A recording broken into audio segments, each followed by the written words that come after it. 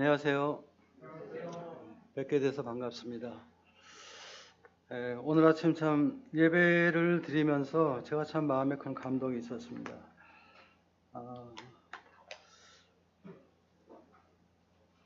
제가 주님을 섬기면서 항상 그 모임에 감사할 조건이 참 많은데요. 그 중에 제가 항상 기억하는 것은 바로 예배입니다. 만찬 예배. 오늘 이 많은 교회들이 있고 또 기성교회에서도 예배를 드리고 있지만 저희처럼 만찬 예배를 드리는 곳은 모임밖에 없습니다. 그리고 이 떡과 잔을 바라보면서 주님 우리를 사랑하시되 정말 끝까지 사랑하시는 분이라는 것을 이렇게 마음속에 좀 기억할 때 많은 감사가 되고요. 또 마음 가운데 큰 위로가 됩니다. 저는 이 떡과 잔을 바라보면서 예배드리면서 항상 두 가지를 기억하는데요. 하나는 주님께서 나를 위해 죽으셨다. 나 같은 자를 위해 죽으셨다. 이 세상에서 누가 저를 위해 죽겠어요? 저희 부모님 정도나 혹 가능할까? 저를 위해 죽을 사람 없습니다. 그런데 하나님께서 오셔서 저를 위해 죽으셨다는 이 사실은 정말 이해될 수 없지만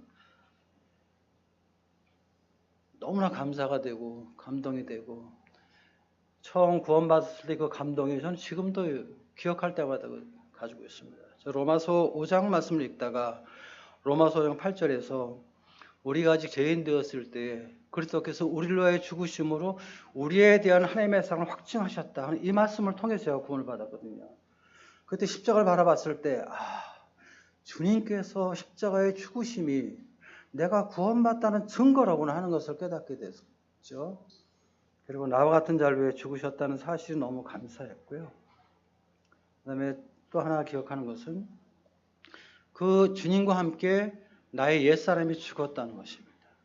주님만 돌아가신 것이 아니라 그 주님 돌아가실 때 저의 옛사람도 그리스도와 함께 죽었다는 사실을 기억합니다. 그래서 제 삶 속에 그런 것들을 잘 순종하지 못하지만 그래도 이 떡과 잔을 바라볼 때마다 이 두 가지 사실을 항상 기억하면서 나를 위해 죽으신 주님, 또 그 주님과 함께 같이 죽은 나.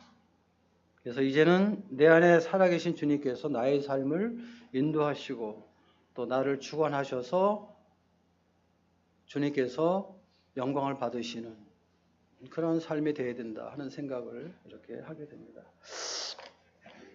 그동안 많이 어려운 시간 보내신 거 제가 좀 들어서 잘 알고 있는데 오늘 말씀을 통해서 주님께서 우리 각인에게 주시는 말씀을 우리 성도들이 받으시면 참 좋겠다 하는 그런 마음이 있습니다.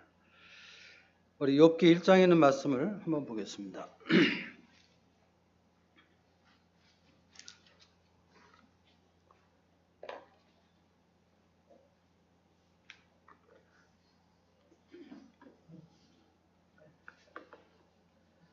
21절, 22절 한번 다 같이 한번 읽어보겠습니다. 짧은 말씀이니까 욥기 1장 21절, 21절입니다. 같이 한번 읽어보겠습니다. 시작. 이르되 내가 모태에서 알몸으로 나왔사온즉 또한 알몸이 그리로 돌아가올지라. 주신 이도 여호와시오 거두신 이도 여호와시오니 여호와의 이름이 찬송을 받으실지니이다 하고 이 모든 일에 욥이 범죄하지 아니하고 하나님을 향하여 원망하지 아니하니라. 오늘 아침에는 하나님의 주권에 대해서 한번 좀 생각을 해보겠습니다. 저는 처음에 구원받고 나서 그 성경을 다시 읽기 시작했는데 이제 출애굽기를 읽게 됐습니다. 그러니까 이제 이스라엘 백성들의 이제 그러한 그 애굽에서 구원받고 이제 광야 생활하는 이제 그런 모습을 보았는데 이 홍해를 건널 때 하나님 앞에 놀랍게 찬송을 했거든요. 놀라운 예배를 드렸습니다. 모든 회중들이. 근데 이제 광야 생활이 시작돼서 좀 어려움이 시작됐어요. 한 3, 4일 지나니까 뭐 물도 없고 무슨 뭐 먹을 것도 없고 하니까 어려움이 이렇게 일어났습니다. 그러니까 주님께서도 뭐 만나도 주시고 또 메추라기도 주시고 물도 주시고 그렇게 했죠. 그리고 뭐 협착한 길을도 가게 되고. 근데 이렇게 어려우니까 어떻게 되냐 하면은 막 하나님 원망하는 거예요. 그러면서 심지어는 우리 애굽으로 다시 돌아가자. 이렇게 이야기를 하면서 행동하는 모습을 보게 될 때 저는 그때 막 구원 받았지만 뭐 이런 사람들이 다 있나 그랬어요. 아니 그렇게 하나님의 놀라운 능력을 보고 그렇게 구원받기를 원해서 하나님이 구원해 주셨는데 광야 생활 시작해서 좀 어렵다고 이렇게. 근데 얼마 지나니까 저도 그렇더라고요. 저도 그런 일들이 막 일어나더라고요. 그런데 이제 또 성경을 이렇게 쭉 읽어보니까 어떤 사람들은 정말 그 사람으로서 감당하기 어려운 고난이 있음에도 불구하고 그 고난 가운데서도 꾸준히 주님을 섬기고 주님을 경외하고 주님을 높이는 이러한 분들이 또 있단 말이에요. 보니까 이스라엘 백성 같지 않고 정말 어떤 면에서 인간으로서 정말 감당할 수 없는 그런 고난인데도 원망하지 않고 불평하지 않고 여전히 하나님의 주권을 인정하면서 하나님을 경배하는 그런 분들을 보여 너무 감동이 됐어요. 나도 참 이런 믿음을 가지면 좋겠다. 이런 생각을 해봤습니다. 바로 그런 사람 가운데 한 사람이 바로 욥이었습니다.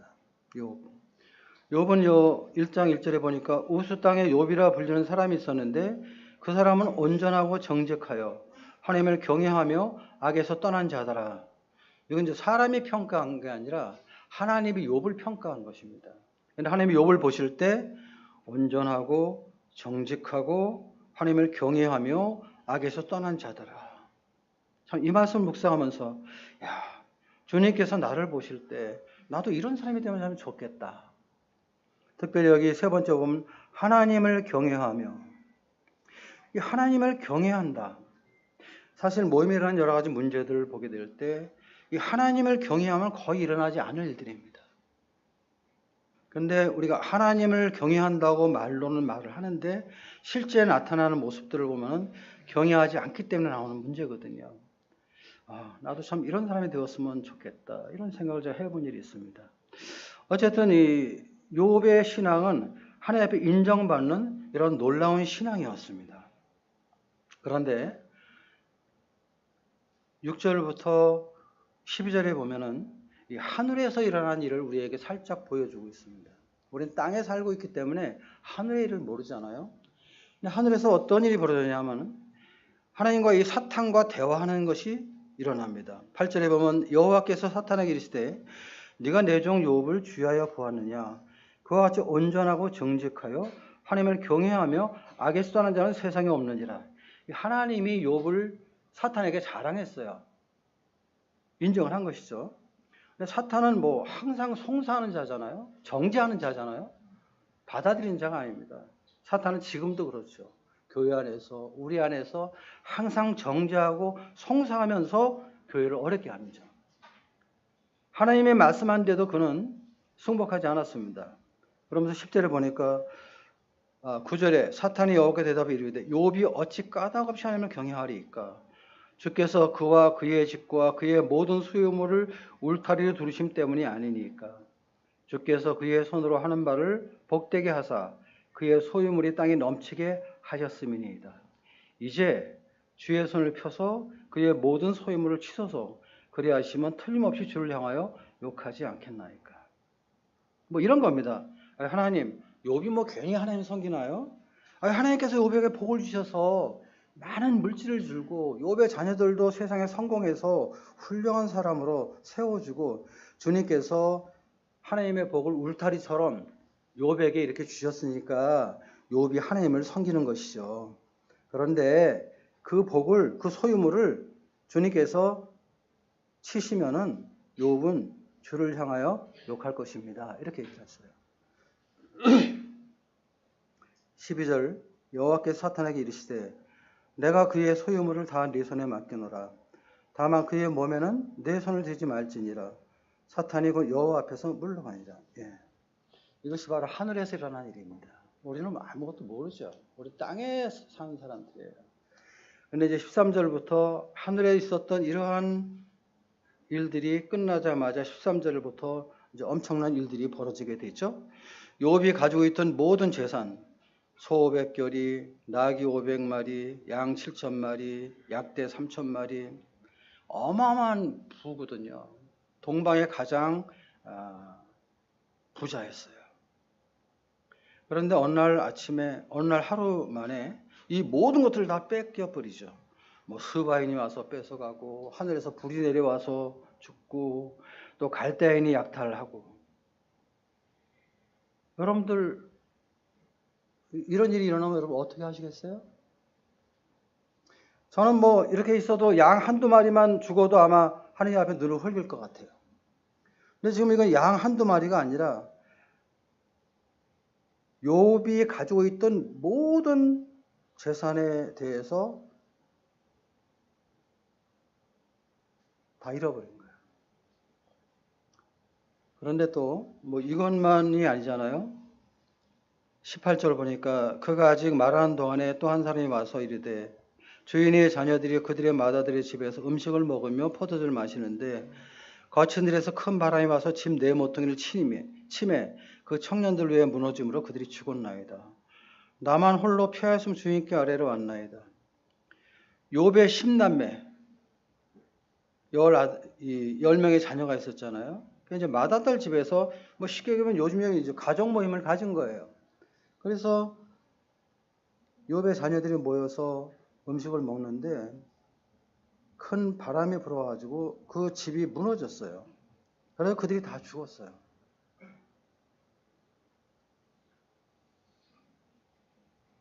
여러분에게 이런 일이 벌어지면 여러분들 어떻게 하시겠어요? 하나님 섬기시겠어요? 안 섬기시겠어요? 아니, 기가 막히잖아요. 이건 재산도 재산이지만 이 욥의 자녀들도 얼마나 경건한 사람들이에요. 그리고 욥이 자녀들에게 항상 성결하게 그 번제를 드리는 매일 그렇게 거룩을 지키는 그러한 훌륭한 자녀들이거든요. 근데 이 사람들이 하루아침에 다 죽었어요. 이건 누가 보든지 이건 재앙이에요. 이건 뭐 하나님의 저주라고 볼 수밖에 없죠. 그래서 이제 이후에 쭉 보면 욥의 친구들이 와서 욥에게 얘기하는 게 다 그거잖아요. 야, 네가 무슨 죄를 지었느냐? 응? 이거는 징계가 아니다. 이건 재앙이다. 이건 저주다. 하나님이 까닭없이 그렇게 하시겠느냐? 뭐 이제 이렇게 이야기하는 모습을 보게 되는데 누가 봐도 이거는 뭐 재앙이고 저주잖아요. 근데 이 소식을 들었을 때 욥의 반응이 어떻습니까? 20절에 보니까 겉옷을 찢고 머리털 밀고 땅에 엎드려 예배했다. 참 놀랍다고 생각합니다. 어떻게 이런 상황에서 하나님 앞에 예배를 드립니까? 그러면서 그가 고백하기를 내가 모태에서 알몸으로 나왔사온즉 또한 알몸이 그리로 돌아가올지로 주신 이도 여호와시오 거두신 이도 여호와시오니 여호와의 이름에 찬송을 받으실지니이다. 참 얼마나 놀라운 고백이에요. 나에게 이러한 물질과 자녀들을 주신 분이 하나님이시고 거둬가시는 분도 하나님이시기 때문에 내가 그 하나님 앞에 원망하고 불평할 자격이 없다는 겁니다. 여호와의 이름이 찬송을 받을지니이다 하고 모든 일에 욥이 범죄하지 아니하고 하나님을 향하여 원망하지 아니하니라. 저는 참 이 말씀을 묵상할 때 욥이 정말 사람일까? 나와 똑같은 사람일까? 이런 생각을 해봤습니다. 어떻게 사람으로서 어떻게 이렇게 주님을 예배하고 주님 앞에 이러한 고백을 할 수 있을까? 하늘에서는 하나님과 사탄 간의 관계 속에 일어난 일입니다. 땅에 있는 욥은 모르죠. 우리도 마찬가지죠. 우리가 주님 성경 삶 속에서 하늘에서 일어난 일을 우리는 볼 수가 없습니다. 땅에서 일어난 일을 우리가 보는데 우리가 이해 안 되는 게 많죠. 욥은 이해가 되겠습니까? 그렇죠? 사탄이 역사했죠. 항상 모든 이 악한 일에는 사탄의 역사가 있습니다. 그러나 사탄의 역사도 하나님의 주권 속에 되는 것이죠. 사탄이 자기 마음대로 하는 것이 아닙니다. 하나님의 허락하심이 있어야 되는 것이고 허락하는 범위 안에서 하는 것이죠. 12절에 그의 소유물을 네 손에 맡긴다. 다만 그의 몸은 손을 내지 말라. 이것이 하나님의 정하신 한계예요. 사탄은 이 범주 안에서 우리를 시험하는 거예요.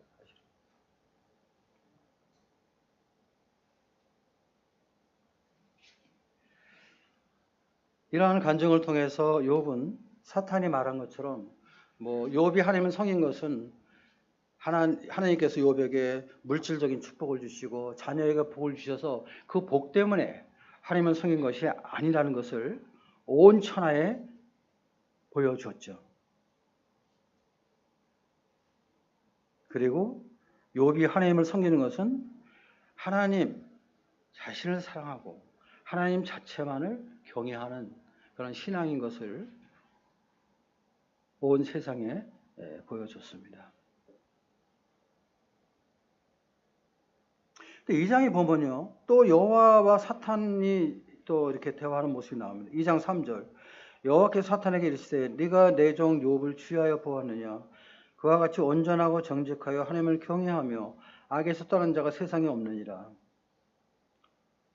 그러면서 네가 나를 충동하여 까닭 없이 그를 치게 하였어도 그가 여전히 자기의 온전함을 굳게 지켰느니라. 지금 하나님이 아시는 거예요. 욥이 아무 잘못 없는데 사탄이 네가 나를 충동해서 까닭 없이 그를 치게 하였어도 그는 여전히 자기의 온전함을 굳게 지켰다. 주님도 만족하신 것이죠. 주님도 감동을 받으신 거예요. 이런 말씀을 볼 때. 그런데 사탄은요, 또 인정하지 않죠. 이번에 주님 손을 펴서 그 욥의 뼈와 살을 치셔서 그리하면 틀림없이 주를 향하여 욕할 것입니다. 그러니까 하나님께서 또 허락하십니다. 그래, 네 손에 맡긴다. 그런데 그의 생명은 해하지 말지니라. 이렇게 말씀하십니다. 그러니까 또 세상에서 어떤 일이 벌어집니까?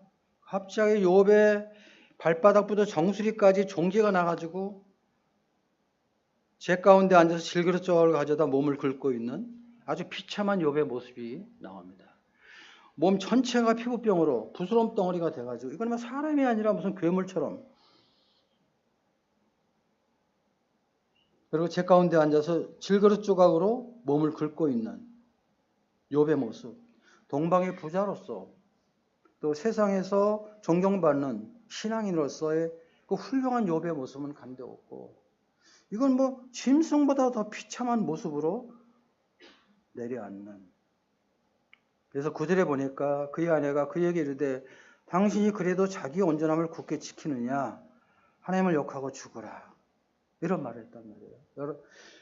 우리가 욥의 아내가 이런 말을 했다고 해서 욥의 아내가 믿음이, 신앙이 세속적이고 그런 사람일 것이라고 생각하십니까? 아니에요. 욥의 아내도 욥 못지않은 신앙을 가진 사람입니다. 그런데 그런 자매가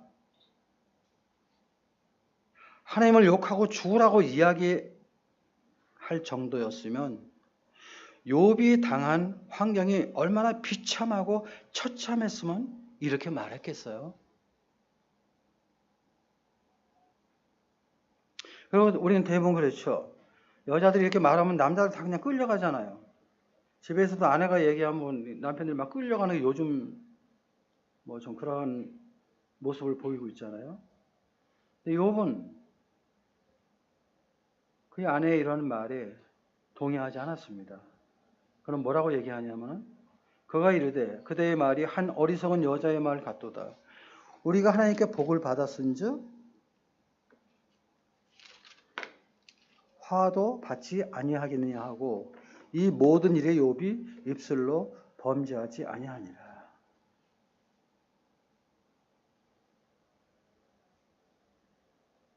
우리는 대부분 이런 엄청난 재앙을 받게 되면요, 욥의 아내처럼 하죠. 하나님을 원망하고 죽으라. 하나님이 어디 계셔? 하나님이 계시면 어떻게 이런 일을 해? 하면서 믿음을 떠날 수도 있고 교회를 떠날 수도 있습니다. 대부분 신앙생활을 하다가 그만둔 분들을 보면 이런 어떤 어려운 시련과 시련이 있을 때 그럴 때가 많죠.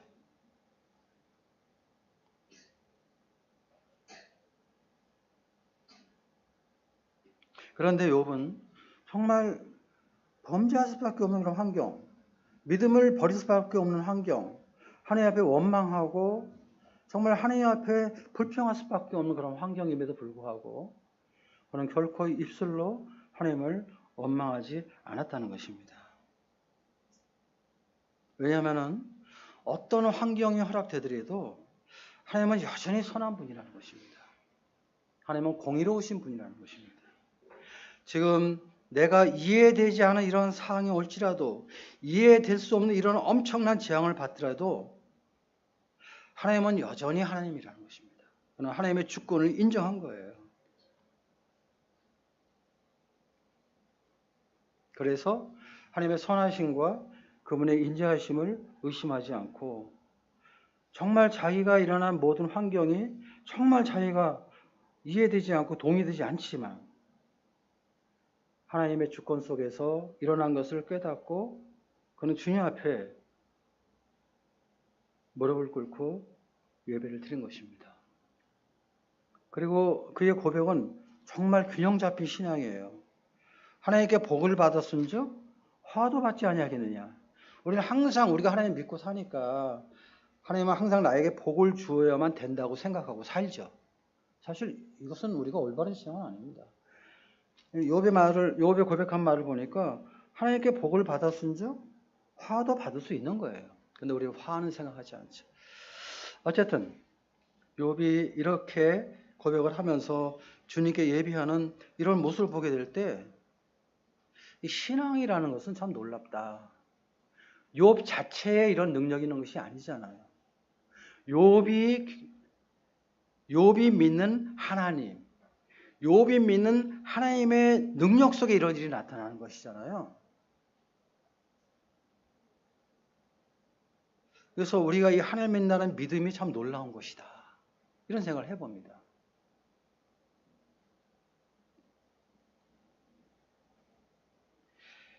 우리는 하나님을 섬기면서 손해가 난단 말이에요. 하나님을 섬기면서 어떤 고난이 있단 말이에요. 또 하나님을 섬기면서 내가 원하는 대로 안 된단 말이에요. 그럼 어떻게 돼요? 탁 불평하죠. 이스라엘 백성들처럼 불평하고 원망하고 주님 내가 뭐 헌금을 얼마 했는데 주님 내가 교회를 위해서 얼마나 봉사했는데 뭐 내가 했는데 뭐 이러면서 이제 말하게 되잖아요. 근데 욥은 그렇게 하지 않았어요. 그는 오히려 주님 안에서 인내하면서 또 자기의 믿음을 파손하려고 역사하는 그 사탄, 아내를 통해서 역사하는 그러한 말을 통해서도 아내를 꾸짖고 입으로 범죄하지 않았어요. 사실 우리가 이 주님을 섬기면서 어려운 것은 뭐 여러 사람들이 좀 비난하는 것도 어렵지만요. 나와 함께 주님을 섬기는 나의 아내가 이렇게 말할 때는 이건 아주 치명적입니다. 저는 다른 형제들이 저한테 비난하면 어느 정도 참을 수 있을 것 같아요. 근데 제 아내가 만약에 욥의 아내처럼 저에게 말한다면 저는 아마 그냥 고꾸라질 것 같아요. 근데 욥은 그렇게 하지 않았어요. 참 이 말씀을 보면서 우리가 고난받을 때 욥처럼 인내하면서 하나님께 영광을 돌리는 이러한 것이 얼마나 필요한가 하는 것을 마음 가운데 깨닫게 됩니다. 하나님 앞에 온전히 영광을 돌렸죠. 그리고 나중에 보게 되면 이제 욥의 남은 생애가 복을 받는 것을 보게 됩니다. 우리가 어떤 고난이 있을 때 고난이 영원히 되는 것은 아닙니다. 주님이 고난 허락할 때가 있고 거두실 때가 있습니다. 그때까지입니다. 동성교회 좀 어려움이 있었죠. 어려울 때가 있습니다. 또 끝날 때가 있습니다. 그때까지입니다. 동성교회가 뭐 영원히 주님 오실 때까지 계속 그렇지 않습니다.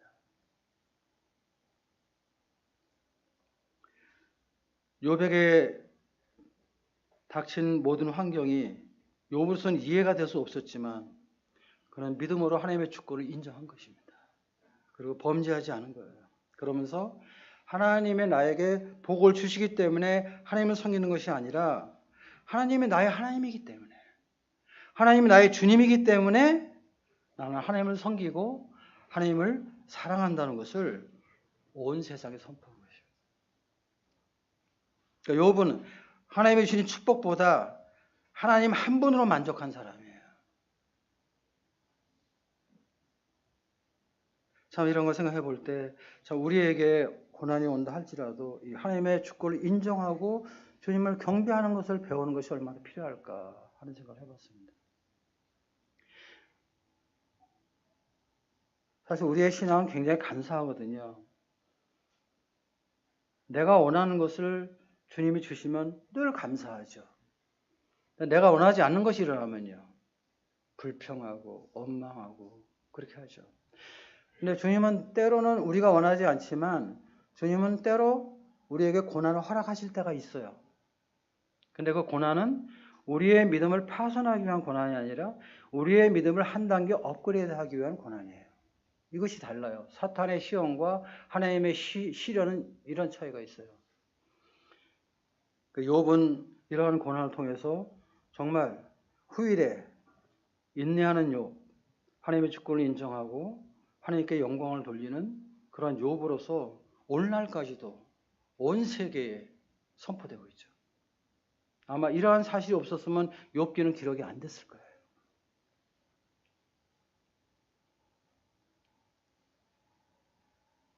또 한 사람 생각해 보겠습니다. 요셉, 창세기 37장에 요셉이 나오죠. 근데 요셉이 우리가 잘 아는 대로 그 형들에 의해서 애굽에 팔리죠. 그때 요셉의 나이가 17살입니다. 그렇죠? 요즘 우리 고등학생 정도 되는 나이잖아요. 근데 애굽에 팔리는데 누가 팔았냐 하면 어떤 이방인이나 하나님을 안 믿는 사람들이 아니라 하나님을 믿는 형제들에 의해서 팔렸어요. 그리고 형들은 요셉보다 아주 나이가 많은, 어떤 면에서 아버지 뻘 되는 그런 나이의 형들이에요. 큰 형들은. 요셉은 17살이지만. 그런 큰 형들에 의해서 요셉이 애굽에 팔립니다. 요셉은 이해할 수 없죠. 어떻게 형들이 나를 팔아먹어. 아니 원래는 죽이려고 했었죠. 그런데 죽이지 않고 팔았죠. 어쨌든 17살 요셉이 받은 이 상처는요, 이건 정말 이해될 수 없는 충격적인 상처예요. 이방인도 아니고 우상상선도 아니고 여호와 하나님을 똑같이 믿는 이 형들에 의해서 이 어린 동생이 팔려갔단 말이에요. 이거 어떻게 이해하겠어요? 자, 우리는 하나님을 아버지라고 믿고 하나님을 섬기고 있습니다. 우리 모든 성도님들은 하나님을 우리 아버지로 믿고 삽니다. 왜? 우리는 그리스도의 피 안에서 형제가 됐고 자매가 되었어요. 그래서 우리의 아버지는 하나님이십니다. 우리는 다 다른 사람들이지만 한 하나님 아버지를 섬기고 있고 우리는 각자 다른 사람이지만 우리 형제이고 자매입니다. 무엇 때문에? 그리스도의 피 때문에. 근데 어느 날 이 하나님의 집에서 하나님의 교회에서 어떤 형제가 나를 팔아먹었다 하면 어떻게 하겠어요? 어떤 자매가 나를 팔아먹었어요. 어떤 형은 저에게 창을 던졌어요. 그럼 여러분 어떻게 하시겠습니까? 제가 사역을 한 40년 하고 몇 년 전에 제가 은퇴를 했습니다. 40년의 사역 속에서 항상 제가 좋은 일만 일어나고 기쁜 일만 일어났을까요? 아니죠. 그렇지 않은 일도 있었죠. 저희가 창을 던진 사람도 있고 저를 모함한 사람도 있고 뭐 그렇습니다. 그럼 이런 일이 벌어질 때 우리 어떻게 해야 될까요? 막 원망하고 불평하잖아요. 근데 우리가 창세기를 보면요, 요셉의 원망이 하나도 나와 있지 않습니다.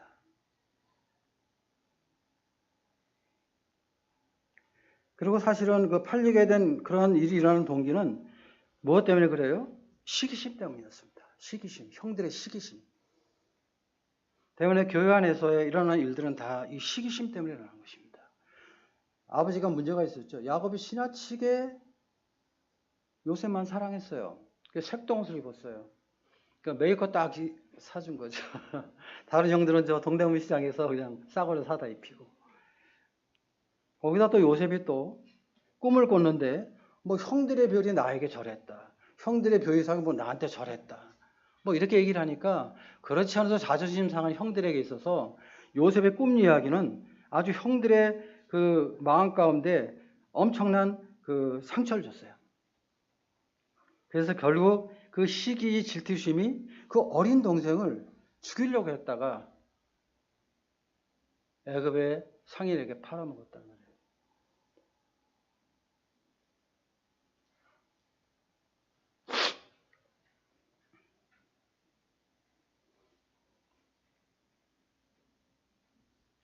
근데 이제 창세기를 쭉 보게 되면은 창세기 39장에 이제 보디발의 집에서 일을 하게 되죠. 거기서 열심히 일해서 신임을 받고 집사가 됐어요. 보디발의 모든 재산을 총 관리하는 관리인이 됐어요. 살만한 때가 된 거죠. 얼마나 이 소년이 그 우상을 섬기는 애굽에서 말도 안 통하는 그 애굽에서 얼마나 힘들게 고통스럽게 살았겠어요. 근데 그가 집사가 되었을 때 주인으로부터 인정을 받았을 때 이제 살만한 그런 환경이 됐거든요. 근데 또 문제가 있었죠. 이 보디발의 아내가 아주 집요하게 요셉을 유혹했어요. 요셉은 굉장히 잘생긴 사람이었죠. 예. 여자들에게 아주 선망의 대상이 될 수 있는 그런 외모를 가진 사람이었어요. 그리고 이 보디발의 아내는 아주 좀 나쁜 여자죠. 예. 집요할 정도로. 어느 날 유혹하는데 사람들 다 내보내고 유혹하는데 옷을 붙잡으니까 옷을 벗어 버리고 도망갔단 말이에요. 얼마나 놀라운 간증이에요. 그때 요셉이 고백한 말이 있어요. 내가 어찌 하느님 앞에 득지하리이까? 내가 어떻게 하느님 앞에서 하나님 다 보고 계시는데 아니 이 자기 이 주인 여자와 어떻게 동침할 수 있겠느냐? 참 얼마나 놀라운 믿음의 간증을 보였어요. 뭐 이렇게 되면은 어떻게 돼요? 하나님이 축복해 주셔야 되는 거 아니에요? 근데 더 큰 고난을 받죠. 보디발의 아내가 거짓말을 하죠.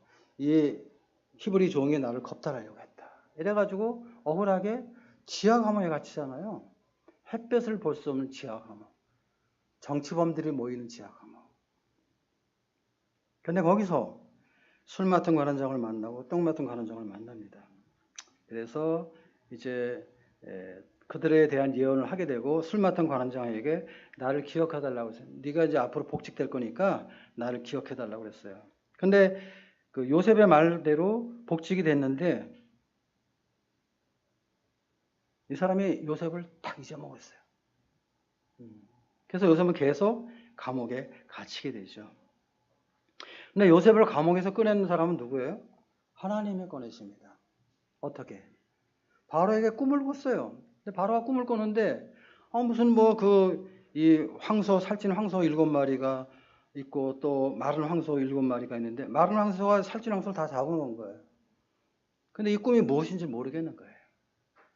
그래서 이제 꿈 얘기로 고민하다 보니까 이 술 맡은 관원장이 감옥에 있을 때 요셉을 기억을 합니다. 그래서 그 이야기를 했을 때 이제 그 사람을 꺼내와라 그래서 바로 앞에 서게 되죠. 그리고 이제 꿈 이야기를 하게 될 때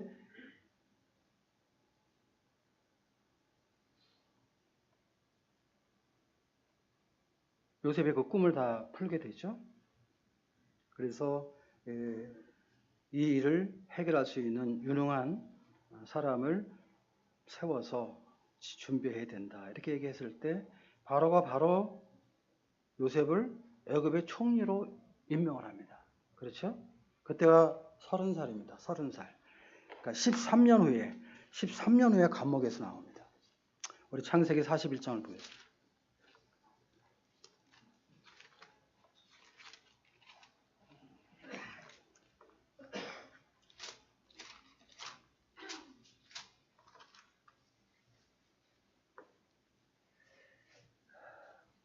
41장 41절 바로가 또 요셉에게 이르되 내가 너를 애굽 온 땅의 총리가 되게 하노라 하고 46절 요셉이 애굽 왕 바로 앞에 설 때에 30세라 그가 바로 앞을 떠나 애굽 온 땅을 순찰하니 30살이 되었을 때 애굽의 총리가 됩니다. 바로 요셉의 꾼 꿈이 이루어진 것이죠. 아마 요셉도 그 꿈의 내용이 무엇인지 몰랐을 거예요. 근데 그가 애굽의 총리가 되었을 때 비로소 그 꿈을 아마 알았을 것입니다. 깨달았을 것입니다. 그래서 그가 그 온 제사장 보디발의 딸 아스낫과 결혼을 하게 되고 아이를 낳게 됩니다. 두 아들을 낳는데요. 첫 번째 아들을 므낫세라고 하였어요. 므낫세. 므낫세란 말은 잊어버렸다는 뜻이거든요. 51절 보세요.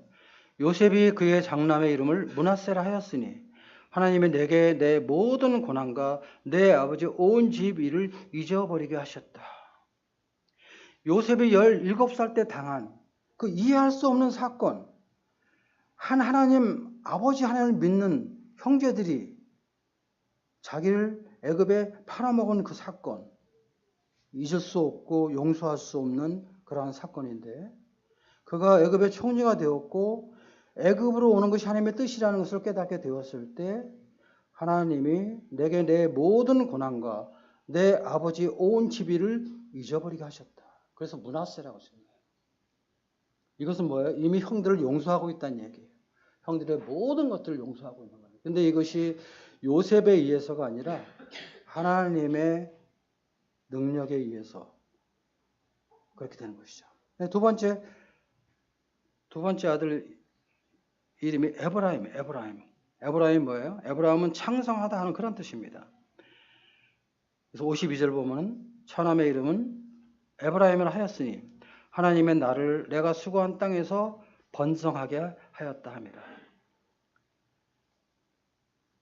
내 집안의 모든 일을 잊어버리고 그리고 내 모든 형제들과 함께 주님을 섬기면서 수고한 땅에서 번성하게 되겠다 하는 이런 고백으로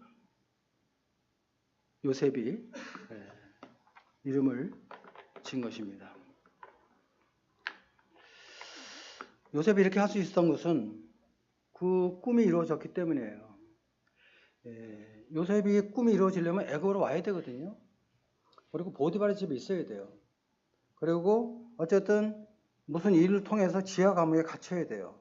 그래야 술 맡은 관장을 만나게 되고 그래야 이제 나중에 바로 앞에 서게 되고 그리고 총리가 되는 이게 다 하나님의 섭리 속에 있는 거예요. 근데 우리는 잘 모르죠. 근데 요셉이 30세 때 총리가 되었을 때 그걸 깨닫게 되었어요. 그래서 이 모든 것이 하나님의 주권 속에 일어난 일이라는 것을 깨닫게 되었을 때 형들을 용서할 수 있었어요. 형들이 용서를 구하기 전에 이미 자기가 마음속으로 이건 다 하나님의 뜻이었구나. 하나님이 이렇게 하셨구나. 그래서 모든 걸 잊어버린다고 그러고 그리고 형들과 함께 내가 앞으로 번성할 것이다. 이런 고백을 했던 거예요. 실제 형들을 만나게 되죠. 이제 그 예언대로 7년 동안 이제 풍년이 일어나고 이제 흉년이 오게 되고 흉년이 되었을 때 2년 차가 되었을 때 형들에게 자기의 정체를 말하죠. 45장 3절 요셉이 그 형들에게 이르되 나는 요셉이라 내 아버지께서 아직 살아계시니까 형들이 그 앞에서 놀라서 대답하지 못하더라. 그렇겠죠. 얼마나 놀랬겠어요. 더군다나 이 형들은 요셉을 팔아먹은 사람들이잖아요. 죽이려고 하는 사람들이잖아요. 근데 요셉이 어떤 사람이에요? 애굽의 총리예요. 애굽의 총리. 그런데 4절 보세요. 요셉이 형들에게 이르되 내게로 가까이 오소서. 그들이 가까이 가니 이르되 나는 당신들의 아우 요셉이니 당신들이 애굽의 판자라. 정확히 알고 있죠. 지금 요셉이. 그러면서 5절 당신들이 나를 이곳에 팔았다고 해서 근심하지 마소서. 한탄하지 마소서. 하나님이 생명을 구원하시려고 나를 당신들보다 먼저 보내셨나이다. 형들이 정말 얼마나 두렵고 떠오는 것을 요셉이 잘 알고 있었기 때문에 근심하지 말라. 한탄하지 말라. 하나님이 생명을 구원하려고 나를 당신들보다 먼저 보냈다. 그러니까 당신들이 보낸 게 아니야. 하나님이 날 보냈어. 지금 이렇게 얘기하는 거잖아요. 그러면서 8절에 그런즉 나를 이리로 보내니는 당신들이 아니요 하나님이시라. 하나님의 나를 바로에게 아버지로 삼으시고 그 온 집의 주로 삼으시며 애굽 온 땅의 통치자로 삼으셨나이다. 애굽에 오게 된 것이 정말 이해할 수 없는 일이었지만 이게 하나님의 주권 속에 일어난 하나님의 섭리라는 것을 요셉이 깨달았을 때 요셉은 그 하나님의 섭리 속에 하나님의 주권을 인정하고 형들을 다 용서한 거예요. 용서할 수 없는 형들이죠. 이 중에 몇 사람은 죽어야 되는 거예요, 사실은. 근데 그렇게 하지 않잖아요. 왜 그래요? 하나님이 보내셨다는 거예요. 하나님이. 우리가 볼 땐 사람이 보낸 거예요. 사람이. 저 나쁜 형들이 나를 보낸 거예요. 나를 미워해서, 나를 시기해서 이렇게 생각했을 때 그 형을 어떻게 용서하냔 말이에요. 그런데 믿음 안에서 보니까, 영적인 눈을 떠보니까 하나님의 섭리였구나, 하나님의 뜻이었구나 하는 것을 깨닫게 되었을 때 형들의 모든 육신의 잘못을 용납할 수 있는 그런 믿음의 능력이 생겼단 말이에요. 하나님 놀라우신 분이죠. 형들 다 무릎 꿇었잖아요. 다 죽일 수 있어요. 요셉은 어떤 육신의 감정을 한다면 몇 사람 죽여야죠. 죽이지 않죠. 복수하지 않죠. 복수하면 어떻게 돼요? 하나님의 간정 끝나는 거예요. 하나님은 아브라함을 택하셨어요. 아브라함을 택하셨을 때 이스라엘 민족을 생각하고 택하셨어요. 그런데 그 다음에 이삭 하나, 그 다음에 또 야곱 하나. 근데 야곱에 와서 좀 이상한 방법으로 뭐 여자가 4씩이나 붙어가지고 12명을 낳았단 말이에요. 도대체 우리가 볼 때 이해가 안 되는 그런 상황인데 이 12사람이 12지파가 되고 이 12지파가 이스라엘 민족으로 하나님의 택함 받은 히브리 민족이 된다는 거예요. 하나님이 그런 뜻이었던 거예요. 근데 요셉이 만약에 형들을 몇 사람 죽였다면 어떻게 되겠어요? 그 하나님의 뜻은 끝나버리는 거예요.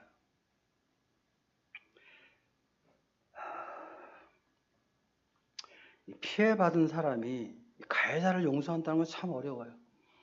저도 그런 때가 있었는데요. 그리고 나에게 피해를 입힌 그 가해자를 용서한다는 건 진짜 어려워요. 제가 주님을 섬겨보니까, 경험해보니까 알 수가 있는 거예요. 그런데 요셉은 인간적으로는 절대 용서할 수 없는 형들을 용서함으로 하나님께 범죄하지 않았단 말이에요. 고난 중에도 하나님 원망하지 아니하였다. 왜? 여전히 하나님은 선하신 분이거든요.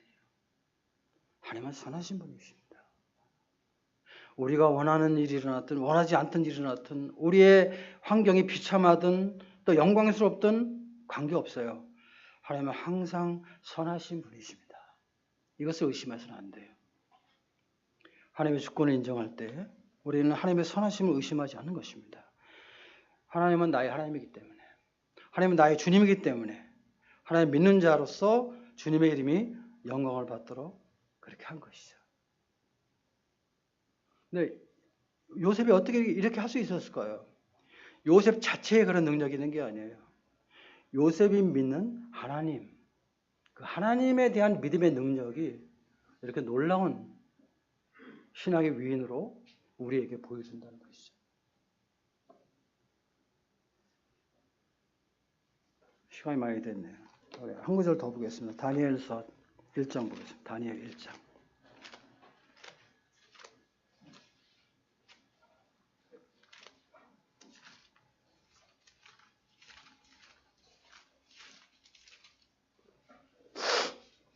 (8절)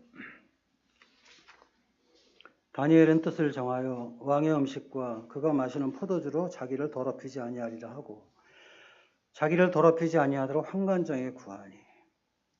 다니엘 1장을 보게 되면요, 아주 진짜 비참한 환경이에요. 왜냐하면 하나님의 나라가 없어졌어요. 망했어요. 이스라엘 나라가 망했어요. 그것도 어떻게 망했냐면 우상을 가장 음란하게 섬기는 느부갓네살이 나라인 그 바벨론에 의해서 이스라엘이 망했어요. 왕도 없어졌어요. 왕도 죽었어요. 하나님보다 더 우상처럼 믿었던 성전도 다 회파됐어요.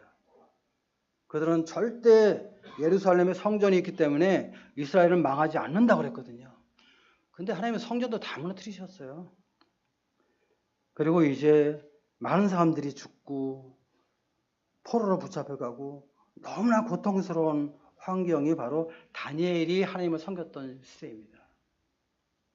하나님이 살아계실까? 그렇다면 왜 우리에게 이렇게 어려움을 주시는 거야? 하나님이 전능하신가? 아니, 그럼 우리 이렇게 포로로 붙잡혀가서 이렇게 고난 당하시는데 하나님 왜 우리를 구원하시지 않는 거야? 하나님은 전지하신가? 우리가 지금 이 이방 민족들에게 밟히고 짓밟히고 엄청난 고난과 고통을 받는데 왜 하나님은 침묵하시고 계시지? 이 하나님에 대해서 의심하고 회의하고 불평하고 원망할 수밖에 없는 그러한 환경. 이때가 다니엘이 주님을 섬겼던 그러한 시대예요. 나라가 없어졌는데요, 뭐. 이스라엘 민족에게 있어서 이스라엘이라는 나라는 영원히 망하지 않는 나라예요. 그런데 망했잖아요. 이건 뭐 이해할 수 없는 거죠. 그리고 지금 이 다니엘의 세 친구들, 다니엘과 이 친구들은 이제 귀족이었기 때문에 바벨론에 붙잡혀 왔어요. 노예로 있었죠. 종으로 있었죠. 정말 하나님을 섬기는 것을 포기할 수밖에 없는 환경이에요. 그런데 이 사람들은 그런 가운데서도 나라가 망하고 왕이 죽고 성전이 무너졌어도 하나님은 살아계시다. 하나님에 있는 백성으로서의 자부심과 긍지를 가졌어요. 그래서 믿음을 지켰어요. 지금 여기 1장 8절은 지금 이 느부갓네살이 자기가 먹는 왕의 음식을 주라는 거예요. 이게 특별한 것이거든요. 왕의 음식은 모든 사람이 먹길 원하는 거예요. 먹으면 영광이죠. 근데 지금 이 다니엘 이 친구들에게 이 음식을 주려고 했을 때 이들은 뭐라고 그러냐면 뜻을 정해서 왕의 음식과 그가 마시는 포도주로 자기를 더럽히지 아니하리라. 안 먹겠다는 거예요. 안 먹겠다는 거예요. 왜? 훌륭한 음식이고 진미고 정말 영광스러운 음식일지라도 그것은 바벨론의 우상에게 제물로 드렸다, 제사로 드렸다 나온 음식이었거든요. 그러니까 하나님을 믿는 내가 그것을 먹는다는 것은 내 믿음의 거룩이 회파된다고 믿었던 거예요. 그래서 안 먹겠다는 거예요. 여러분 얼마나 대단해요? 얼마나 멋있어요? 저는 믿음이라는 게 뭐 이렇게 비실비실하고 그냥 남들에게 뭐 이렇게 좀 담대하지 못하고 이렇게 좀 쭈삣쭈삣하는 뭐 그런 건 줄 알았는데 아니 안 그렇잖아요. 이 사람들은. 저 정말 멋있다고 생각했어요. 야 정말 멋있다. 크리스찬이라는 게 정말 이렇게 멋있는 사람이 돼야 되겠구나. 이런 생각을 제가 해보는 거예요.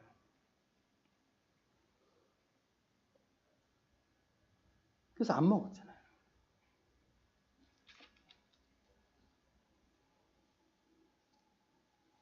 다니엘 3장에 보면은 그 느부갓네살이 이제 금신상을 만들잖아요. 그래가지고 이 금신상을 만들어 놓고 연주를 하면서 이 음악이 나갈 때 모든 사람이 다 절하라고 그랬어요. 그런데 사드락과 메삭과 아벳느고가 절하지 않았어요. 그것을 갖다 이야기했죠. 그러니까 왕이 막 화가 났죠. 풀무불을 평상시보다 더 뜨겁게 해가지고 이제 그 왕이 이 세 친구들에게 말하죠. 다시 기회를 줄 테니까 음악이 나오면 절해라. 그렇게 얘기를 하죠. 그런데 16절 보세요. 3장 16절. 사드락과 메삭과 아벳느고가 왕에게 대답하여 이르되 느부갓네살이요 우리가 이 일에 대하여 왕에게 대답할 필요가 없나이다. 왕이여 우리가 섬기는 하나님이 계시다면 우리를 맹렬히 타는 푸른 불 가운데서 능히 건져내시겠고 왕의 손에서도 건져내시리이다. 18절 그렇게 하지 아니하실지라도 왕이여 우리가 왕의 신들을 섬기지도 아니하고 왕이 세우신 금신상에게 절하지도 아니할지를 아옵소서. 얼마나 멋있어요. 바벨론에 붙잡혀가서 이들의 나이가 한 10대 후반 정도라고 이야기를 하고 있습니다.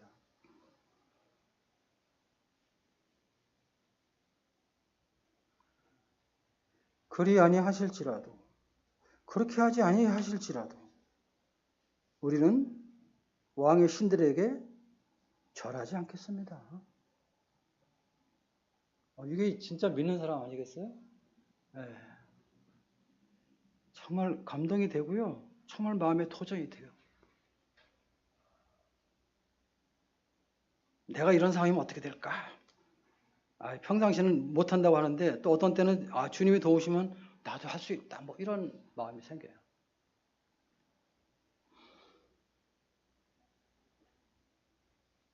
신앙을 포기하고 절망하고 낙심할 수밖에 없는 그런 환경이었거든요. 근데 하나님 원망하지 아니하고 불평하지 아니하고 하나님의 주권을 인정하면서 이 하나님의 선하심을 의심하지 않았던 거예요. 선하심을 의심할 수밖에 없는 모든 환경인데도 불구하고 그래도 하나님은 선하신다. 하나님은 허락하지 아니했으면 안 일어나는 거예요. 동성교회의 어려움도 물론 사탄의 역사죠. 하나님이 허락하지 아니하면 안 일어나는 거예요. 왜 일어났을까? 장로들이 잘못해서 장로들을 다루시기 위해서 뭐 그럴 수도 있어요. 근데 제가 보기에는 이번 일은 그것이 아니라 동수형교회 전체를 다루시고자 하는 어떤 하나님의 뜻이 있다고 저는 분별했어요. 장로뿐 아니라 모든 형제 자매들 다 주님 앞에서 각자 받아야 될 그런 것이 있을 거라고 저는 생각하는 거예요. 그리고 그런 것들을 통해서 동수형교회를 보다 더 견고한 하나님의 교회로 이전보다 더욱더 거룩한 하나님의 교회로 그리고 이 모임에 지치는 형제자매들을 더욱더 굳건하게 세우셔서 영광을 받으시고자 하시는 하나님의 뜻이 있다고 보는 거예요. 그것을 바라봐야 되는 거예요. 제가 사역을 하며 당했던 여러 가지 어려움 속에서 궁극적으로 제가 발견했던 것은 바로 그거였거든요. 주님 나에게 고난 주셔서 나를 갖다 멸망시키고 나를 무너뜨리기 위해서 허락하신 것이 아니라 나를 교훈하시고 나를 다루시고 그리고 나를 더 세워주시기 위한 어떤 하나님의 간절한 열망, 사랑, 그 은혜 그걸 봤을 때 전 정말 무릎을 꿇을 수 있었거든요. 주님 앞에서. 입을 다물 수 있었거든요. 제가 입을 다물고 제가 무릎을 꿇었을 때 제가 나서서 활동하고 말하고 변호하는 것보다 그냥 더 문제가 커졌는데 오히려 주님이 다 정리해 주시고 저를 어렵게 했던 분들이 저를 찾아와서 형제님 제가 잘못했습니다. 죄송합니다.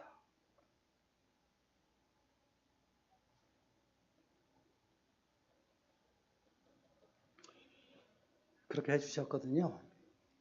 저는 동성교회도 이번에 그렇게 될 거라고 제가 믿는 것입니다. 우리 주님 섬길 때 고난이 있습니다. 사탄의 역사 속이라는 고난도 있고요. 어떤 때 하나님이 나를 다루시기 위한 고난도 있습니다. 근데 그럴 때 우리는 1차적으로 아는 것은 뭡니까? 원망하는 거죠. 불평하는 거죠. 교회도 안 나오고 장로들 정죄하고 사역자 정죄하고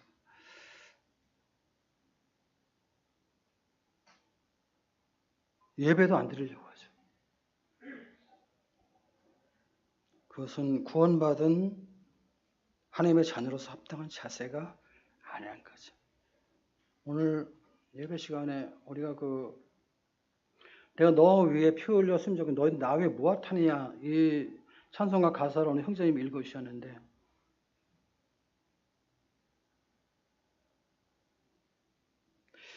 그 사실을 생각하면은 우리는 그래서는 안 되는 거예요. 예배도 안 드리고 교회도 안 나오려고 하고 떠나고 아니에요. 고난 받을 때는 떠날 때가 아니에요. 고난 받을 때는 주님의 음성을 들어야 될 때예요.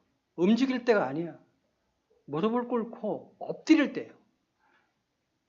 근데 우리는 엎드려야 될 때 내가 뭐 어디로 가려고 그러고 그거는 주님의 음성을 듣지 못하는 거예요.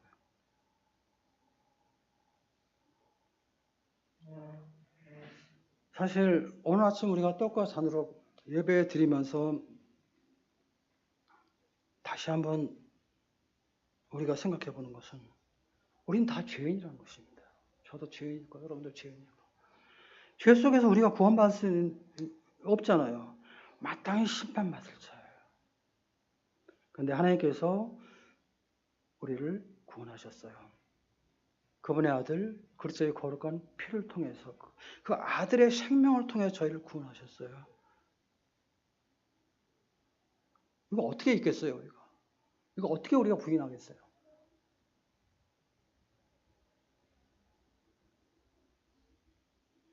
그걸 생각해 볼 때 우리는 어떤 상황이 와도 우리가 하나님 앞에 원망하고 불평할 권리는 없는 거예요. 그 하나님 앞에 무릎 꿇고 우리의 부끄러움을 고백하고 우리의 잘못을 말씀드리고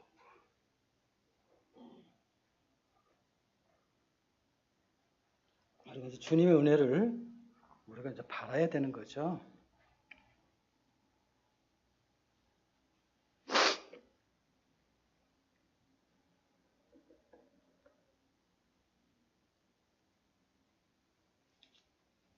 시편 136편 읽고 마치겠습니다. 시편 136편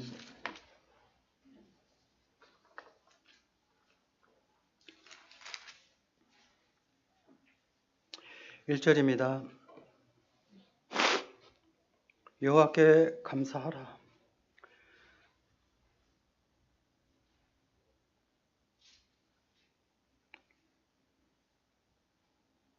그는 선하시며 그 인자하심이 영원하미로다. 신들 중에 뛰어난 하나님께 감사하라. 그 인자하심이 영원하미로다. 주들 중에 뛰어난 주께 감사하라. 그 인자하심이 영원하미로다. 23절 보겠습니다. 우리를 비천한 가운데서도 기억해 주신 이에게 감사하라.